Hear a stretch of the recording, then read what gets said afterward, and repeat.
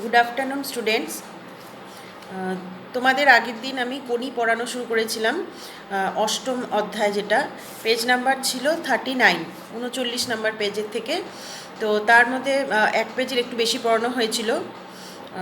40 পেজের একদম প্রথম দিকের যে লাইনটা, প্রথম দুটো লাইন ওখানে গিয়ে শেষ করেছিলাম। তো ওখানে ছিল, মানে আগের দিনের যেটুকু পড়িয়েছিলাম তার মধ্যে আমরা দেখেছিলাম যে ক্ষিতীশ বিষ্ণুধরকে জুপিটারের যে রাইভাল ক্লাব আছে অ্যাপোলো, সেই ক্লাবের প্রেসিডেন্ট হওয়ার জন্য উৎসাহিত করছিল এবং তার জন্য বলেছিল যে প্রেসিডেন্ট হতে গেলে ডোনেশন দিতে হয়, হ্যাঁ, এমনি এমনি হওয়া যায় না।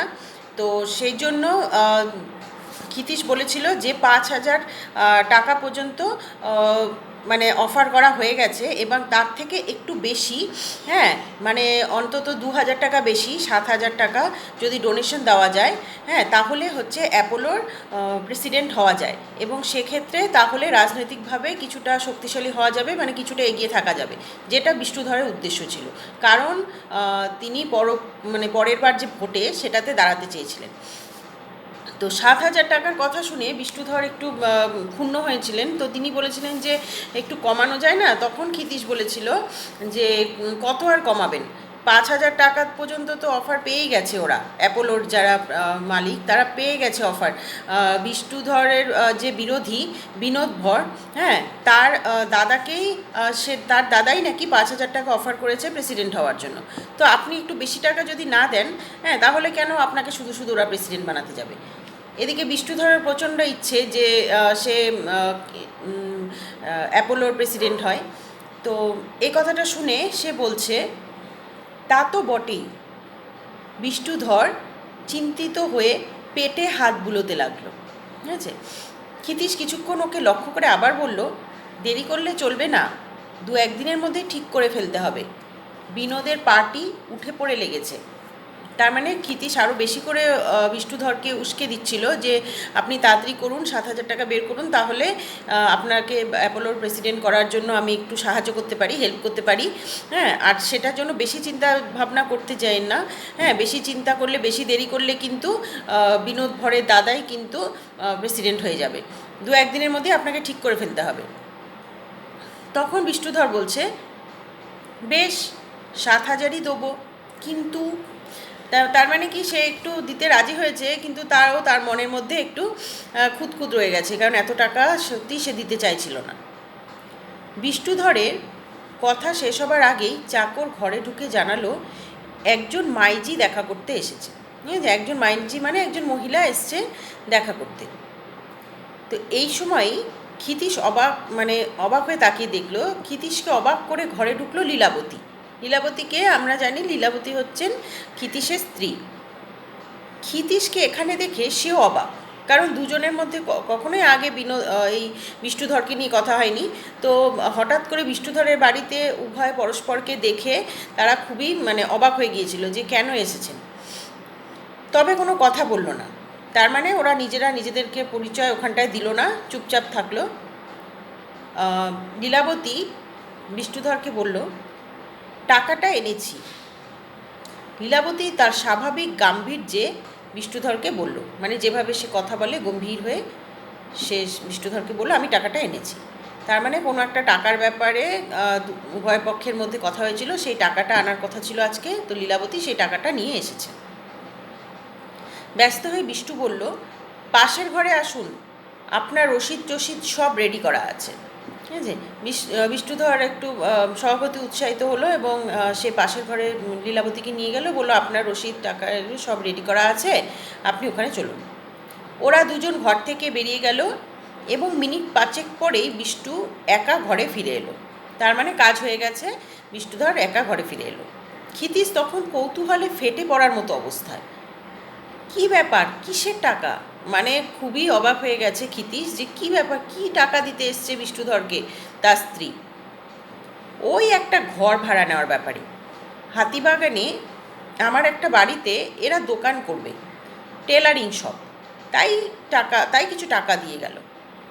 আচ্ছা, এবার বিষ্ণুধর বলছে যে আমার একটা বাড়ি আছে, এখানে এরা দোকানের জন্য ভাড়া নেবে, হ্যাঁ, সেই জন্য টাকা দিয়ে গেল, তাই কিছু টাকা দিয়ে গেল। 5,000 টাকা। বিষ্ণুধর চমকে উঠল, কী করে জানলেন? তার মানে ক্ষিতীশ বলল যে ও 5,000 টাকাই তো দিয়ে গেল। তখন বিষ্ণুধর খুব অবাক হয়ে গেছে, তিনি বলছেন, কী করে জানলেন যে 5,000 টাকাই দিয়ে গেল? টাকাটা যার কাছ থেকে নিলেন সে আমার স্ত্রী, ওর কাছ থেকে সেলামি নেওয়া মানে আমার কাছ থেকেই নেওয়া, ঠিক আছে? তার মানে ক্ষিতীশ এবার বলছেন যে যার কাছ থেকে আপনি টাকাটা নিলেন সেই যিনি মহিলা এসেছিলেন তিনি আমার স্ত্রী, তার মানে আমার উপার্জন করা টাকাই তিনি মানে আমার টাকা ওনার টাকা তো একই, হ্যাঁ, তো সেই জন্য ওনার কাছ থেকে নেওয়া মানে আমার থেকেই নেওয়া। তো বিষ্ণুধর কিছুটা ভ্যাবাচেকা খেয়ে গেলেন, অবাক হয়ে গেলেন যে ওরা যে স্বামী স্ত্রী, তো তিনি তো বুঝতে পারেননি। ভ্যাবাচেকা খেয়ে গেল ক্ষিতীশের গম্ভীর মুখ দেখে। তোতলা স্বরে বলল, আমি তো তা জানতাম না, ঠিক আছে? মানে বিষ্ণুধর একটু ভয় পেয়ে গেল ফট করে, যে এরকম তার স্ত্রীর থেকে টাকা নিচ্ছেন। হ্যাঁ, বিষ্ণুধর তো ক্ষিতীশের উপর নির্ভর করে আছে বিভিন্ন রকমভাবে, যে এরকম স্পিচ লিখে দেওয়ার জন্য বা বুদ্ধি পরামর্শ দান করার জন্য। আচ্ছা, আমিও জানতাম না যে আপনিই বাড়িওয়ালা। ক্ষিতীশ তো শুনেছিল লীলাবতীর কাছে যে একটা বাড়ি ভাড়ানো, বড় বাড়ি ভাড়ানোর কথা উঠছে টেলারিং শপটা বাড়ানোর জন্য, তো একটু বড় করার জন্য, সেটা তো ক্ষিতীশ জানতো। কিন্তু সেই বাড়িওয়ালাটা যে এই বিষ্ণুধর সেটা তো জানতো না ক্ষিতীশ। যাই হোক, এবার আমরা দুজনেই জানলাম। জানার পর আপনি কি টাকাটা এখন নেবেন? ক্ষিতীশ এবার পাল্টা প্রশ্ন করছে যে আপনি তো এখন জেনে গেছেন যে আমি যার থেকে আপনি টাকাটা নিলেন, হ্যাঁ, সে আমার স্ত্রী, হ্যাঁ, আমি ওর স্বামী, তো আমার থেকে কি আপনি টাকা নেবেন? বিষ্টু আরও তোতলা হয়ে গেল। এটা তো ব্যবসার ব্যাপার, আমাকে তো খেয়ে পড়ে বাঁচতে হবে, ঠিক আছে? তো বিষ্ণুধর এবার বুঝতে পেরে গেছে যে ক্ষিতীশ নিশ্চয়ই টাকাটা ফেরত নেওয়ার তাল করছে, সেই জন্য বলছে যে টাকাটা তো আমাকে তো নিতেই হবে, কারণ এটা তো আমার একটা বিজনেস, হ্যাঁ, এভাবে তো চলতে পারে না। ক্ষিতীশ উঠে দাঁড়ালো, চলি। বিনোদভর কোর্টে বেরিয়ে গেছে, তা রাত্রিরেই দেখা করবো ওর সঙ্গে। তার মানে কি পুরোপুরি ব্ল্যাকমেল করছে ক্ষিতীশ, যে এবার যদি আপনি টাকাটা না ফেরত দেন আমাকে, তাহলে আমি আর আপনাকে কোনো রকম পরামর্শ দান করব না, আপনাকে রাজনৈতিকভাবে একটু এগিয়ে নিয়ে যাওয়ার জন্য কোনো রকমের হেল্প করব না, ঠিক আছে? আপনাকে প্রেসিডেন্ট বানানোর জন্য যেন আমি যে এত আপনার চেষ্টা করছি সেটাও করব না, তার থেকে আমি বিনোদভরের কাছেই চলে যাই। আর বিনোদভর তো হচ্ছে বিষ্ণুধরের এক প্রতিদ্বন্দ্বী, তো তার কাছে চলে যাওয়া মানে বিষ্ণুধরের তো এটা খুবই মানে মর্মান্তিক ব্যাপার তার কাছে। না না, প্লিজ যাবেন না। তো বিষ্ণুধর একদম খুব মানে হাত চেপে ধরলো ক্ষিতীশের। 1,000-2 টাকা ডোনেশন আর একটা নাইলনের কি বেলনের কস্টিউম কেনার জন্য 100 টাকা যদি দিতে পারেন তাহলে গ্যারান্টি দিচ্ছি অ্যাপোলোর প্রেসিডেন্ট করে দেবই। এবার ক্ষিতীশ আসল কথায় আসলো। ক্ষিতীশ আসলে কি একটা কস্টিউম কনির জন্য কিনতে চাইছে, কিন্তু যেহেতু তার কাছে অত টাকা নেই, এখন বিষ্ণুধরকে সে তার জন্য মাধ্যম বানিয়েছে। বিষ্ণুধরের থেকে কোনো রকমভাবে টাকাটা আদায় করে, হ্যাঁ, কনির জন্য সে একটা নাইলনের, হ্যাঁ, ভালো কস্টিউম, মানে কী বলবো, সুইমিং করার জন্য একটা ভালো কস্টিউম সে কিনতে চেয়েছিল। তো বলছে 2,000 টাকা ডোনেশন আর একটা নাইলনের বেলনের কস্টিউম এবং কেনার জন্য 100 টাকা যদি দিতে পারেন তাহলে গ্যারেন্টি দিচ্ছি অ্যাপোলোর প্রেসিডেন্ট করে দেব, তবে এই সেলামির টাকাটা ফেরত দিতে হবে, তাছাড়া বক্তৃতাও আমি আর লিখে দিতে পারবো না। সেলামির টাকাটা ফেরত দিতে হবে, সেলামি 5,000 টাকা ফেরত নিয়ে নেবে এবং আরও 2,000 টাকা, তার মানে টোটাল হলো গিয়ে 7,000 টাকা, এবং কস্টিউম কেনার জন্য 100 টাকাও নেবে। বিষ্ণুধর চূর্ণ বিচূর্ণ, কথা বলার আর ক্ষমতা নেই, চোখ দুটো ছলছলিয়ে উঠেছে, শুধু মাথাটি নেড়ে বলল, গাছে অনেক দূর উঠে গেছি, মই কেড়ে নিলে নামতে পারবো না। বিষ্ণুধর এবার খুবই কাঁদো কাঁদো মুখে এই কথাটা বলছে, হ্যাঁ, যে আমাকে এইভাবে এত দূর এগিয়ে দিয়ে পেছন থেকে টানবেন না, তাহলে আমি আর পারবো না। তার মানে আমি এত দূর গাছে উঠে গেছি, হ্যাঁ, এবার মই দিয়ে গাছে উঠে গেছি, আপনি আমার মই হয়েছিলেন, এবার সেই মইটা কেড়ে নেবেন না, তাহলে আমি আর নামতে পারবো না। তার মানে আমি এত দূর এগিয়ে এসেছি, এবার আপনি যদি আমার হাত ছেড়ে দেন তাহলে আমি অসহায় হয়ে পড়বো, ঠিক আছে? আমি অথই জলে পড়বো, আমি কি করে নিজেকে বাঁচাবো? বিষ্ণুধর ঘর থেকে বেরিয়ে গেল এবং 100 টাকার নোটের বান্ডিল নিয়ে ফিরে সেটা ক্ষিতীশের হাতে দিয়ে বলল, উনি আপনার স্ত্রী হন তো?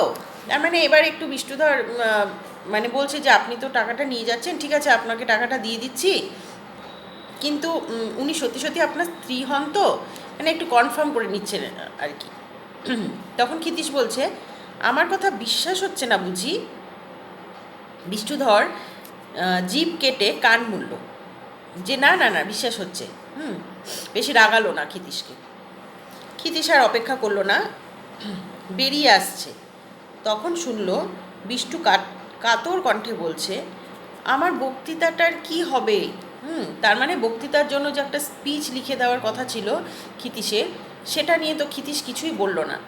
তো বলছে যে আমার বক্তৃতাটা কি করব আমি, সে বক্তৃতাটা তো আপনি লিখে দিলেন না। আচ্ছা পরের পেজে যাও। দেব দেব লিখে দেব। বাড়ি ফিরে, তার মানে ওকে আশ্বস্ত করলো যে ঠিক আছে আপনার বক্তৃতা আমি লিখে দেব। বাড়ি ফিরে ক্ষিতীশ নোটের বান্ডিলটা নিজের বাক্সে রেখে দিয়ে ভাবতে শুরু করলো এবার কি করবে।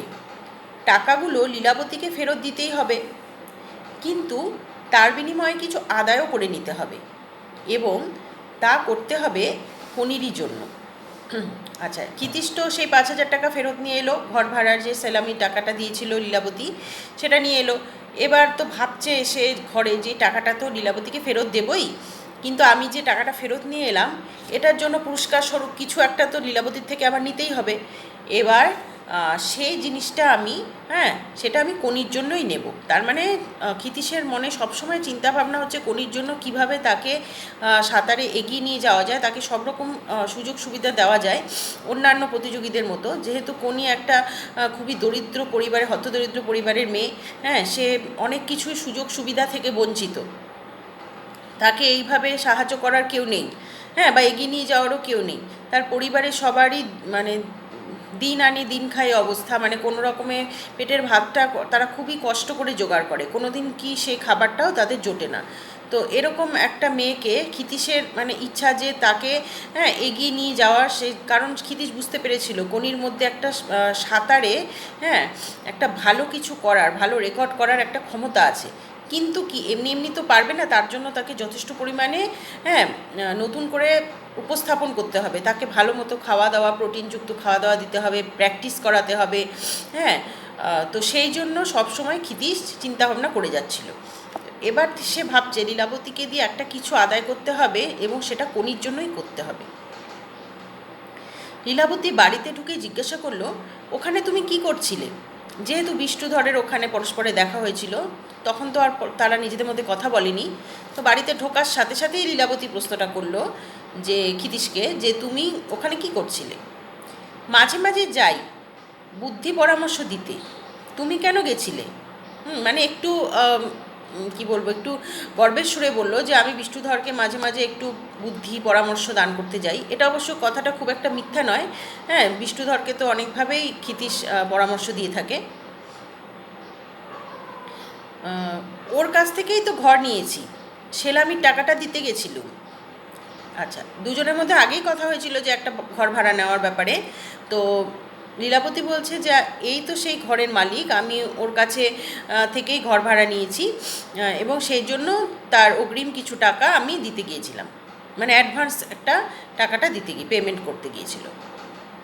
ক্ষিতীশ হাই তুলে আড়মোড়া ভেঙে বলল, আগে যদি আমায় বলতে টাকাটা দিতে হতো না। আমি বারণ করলে বিষ্ণুধরের সাধ্যি নেই টাকা নেবার, তবে বললে টাকাটা ফেরত দিয়ে দেবে।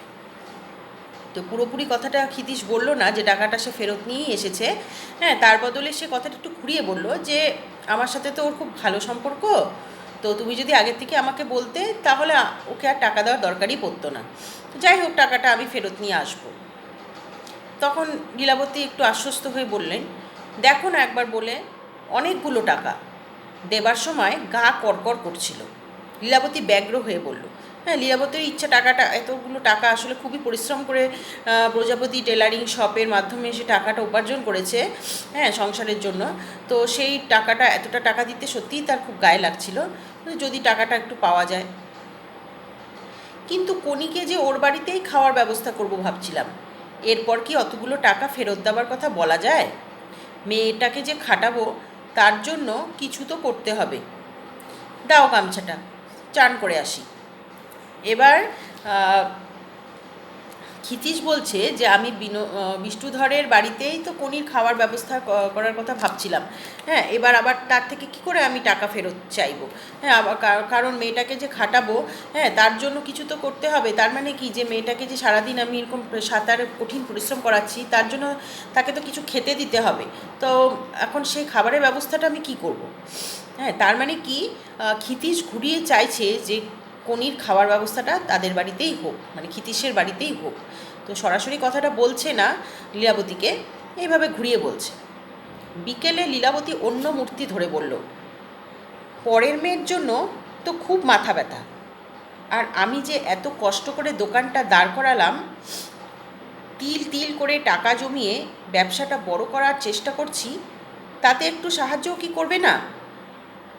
তো লীলাবতী এবার খুবই রেগে গেছে। সে বলছে, সারাদিন কনির কথা তুমি ভাবছো যে ওকে কীভাবে এগিয়ে নিয়ে যাওয়া যায়, হ্যাঁ, ওর জন্য পরিশ্রম করছো, হ্যাঁ, ওর জন্য টাকা জোগাড় করার কথা ভাবছো, আর আমি তোমার স্ত্রী হয়ে সারাদিন যে পরিশ্রম করছি ঘরে বাইরে, হ্যাঁ, বাড়িতেও রান্নাবাড়ি করছে, আবার গিয়ে টেলারিং শপটাও সামলাচ্ছে, হ্যাঁ, তো এইভাবে যে দোকানটাকে আমি দাঁড় করিয়েছি, তিল তিল করে টাকা জমিয়েছি, ব্যবসাটাকে বড় করার চেষ্টা করছি, তাতে কি তুমি আমাকে একটুও সাহায্য করবে না?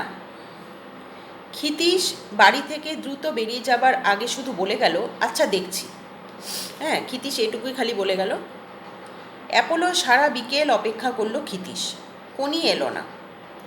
নকুল মুখুজ্জের সঙ্গে দেখা হলো।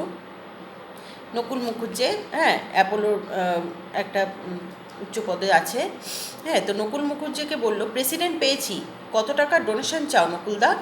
তার মানে প্রেসিডেন্টের কার কথা বলছে? বিষ্ণুধর। বিষ্ণুধরের যেহেতু প্রচুর টাকা, হ্যাঁ, তো বলছে যে ওকে প্রেসিডেন্ট বানিয়ে দেবো তোমার ক্লাবে, কিন্তু তুমি কত টাকা ডোনেশন চাও? নকুল একটু হকচকিয়ে বলল, কত টাকা মানে? এখন বটুবাবু 500 দিচ্ছে, তাও টিপে টিপে দেয়। তার মানে তোমরা ভেবে দেখো যে কত বেশি টাকা ক্ষিতীশ বিষ্ণুধরের কাছ থেকে প্রেসিডেন্ট হওয়ার বাবদ চেয়েছিল।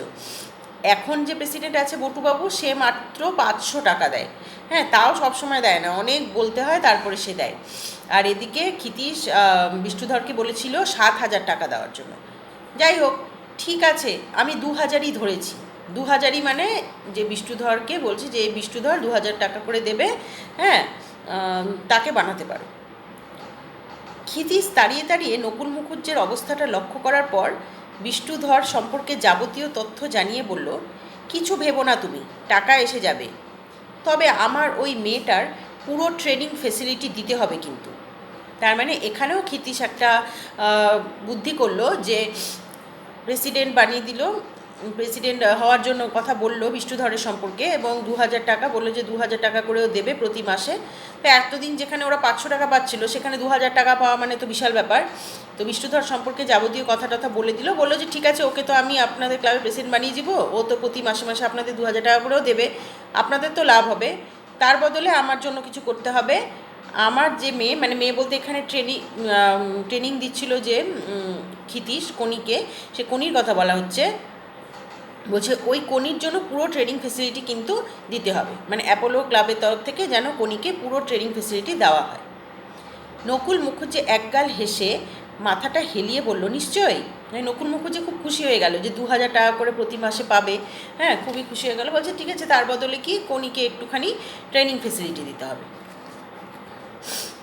তার মানে আমরা দেখতে পাচ্ছি যে ক্ষিতীশ কিন্তু সব কিছু সব দিক থেকে কনির কথাই চিন্তা করছে, হ্যাঁ, এবং তার জন্যই টাকাটা জোগাড় করার চেষ্টা করছে। বিষ্ণুধরের কাছ থেকে সে 7,000 টাকা চেয়েছে, তার মধ্যে 2,000 টাকা করে সে দেবে প্রেসিডেন্ট হওয়ার জন্য ক্লাবকে, আর 5,000 টাকাটা হচ্ছে পুরোটাই লাভ হবে ক্ষিতীশের, এবং সেই টাকাটা ক্ষিতীশ কিনা মানে কনির পেছনেই খরচ করার কথা ভাবছিল। এইখানে দেখতে পাচ্ছি যে 5,000 টাকা যে সেলামি দিয়ে এসেছিল লীলাবতী, সেই 5,000 টাকাটা খালি ফেরত নিয়ে এসছে। তার মানে লাভটা কিন্তু ক্ষিতীশেরই হলো এইদিকে, ঠিক আছে? আচ্ছা, আজকে এটুকুই থাক। আর তোমাদেরকে আরেকটা কথা বলে দিই, যে এই ক্লাসটা শেষ হলে আমি কতগুলো কোশ্চেনের, হ্যাঁ, 3টে পেজ আছে, হ্যাঁ, এই 3টে পেজ আমি মানে মোটামুটি একটা পরীক্ষার আদলে তৈরি করা কোশ্চেন সেট ফার্স্ট সামেটিভের, যেটা ক্লাস 10-এর ফার্স্ট সামেটিভ, যেটা আমরা যখন ক্লাস হচ্ছিল স্কুলে তখনই পড়িয়ে দিয়েছিলাম আমি এবং বাংলার অন্যান্য শিক্ষক শিক্ষিকারা। তো সেগুলো তো তোমাদের পড়া হয়েই গেছে, তোমরা নিশ্চয়ই ওগুলো বাড়িতে রিভিশন করছো।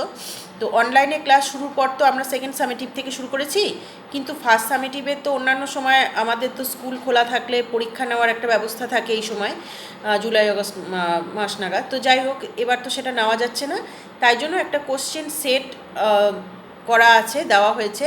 তো সেই কোশ্চেন সেটটা আমি আর মুখে বলছি না, আমি এই গ্রুপের মধ্যেই, বাংলার গ্রুপের মধ্যেই দিয়ে দেবো, পোস্ট করে দেবো। তোমরা সবাই ওই কোশ্চেন সেটটা ধরে তোমরা আগে কোশ্চেন ভালো মতো পড়ে নেবে সব অ্যান্সারগুলো, হ্যাঁ। তারপরে না দেখে কোশ্চেন সেটের অ্যান্সারগুলো বাড়িতে টাইম ধরে, ঘড়ি ধরে, পরীক্ষার মতন করেই তোমরা দেওয়ার চেষ্টা করবে, ঠিক আছে? না দেখে লিখবে, লেখার চেষ্টা করবে, যাতে তোমরা মনে করবে যে তোমরা পরীক্ষাই দিচ্ছ। এখন তো আমাদের সামনাসামনি পরীক্ষা নেওয়ার যেহেতু সুযোগ নেই, এভাবেই তোমাদেরকে করতে হবে। তো তোমরা নিজেরাই চেষ্টা করবে যে যাতে বই না দেখতে হয়, ভালো মতো করে নিজেরা পড়ে নিয়ে তারপরেই পরীক্ষাটা দেবে। এবং এই যে পরীক্ষাটা দেবে, একটা কাগজে বা খাতায় তোমরা নিজেদের কাছে খুবই যত্ন করে রেখে দেবে। সেগুলো ভবিষ্যতে কিছুদিন পরে যদি স্কুল খোলে, হ্যাঁ, তখন কিন্তু ক্লাস টিচারের কাছে জমা দিতে হবে, ঠিক আছে? আচ্ছা, ক্লাসটা এখানেই শেষ করছি আজকে।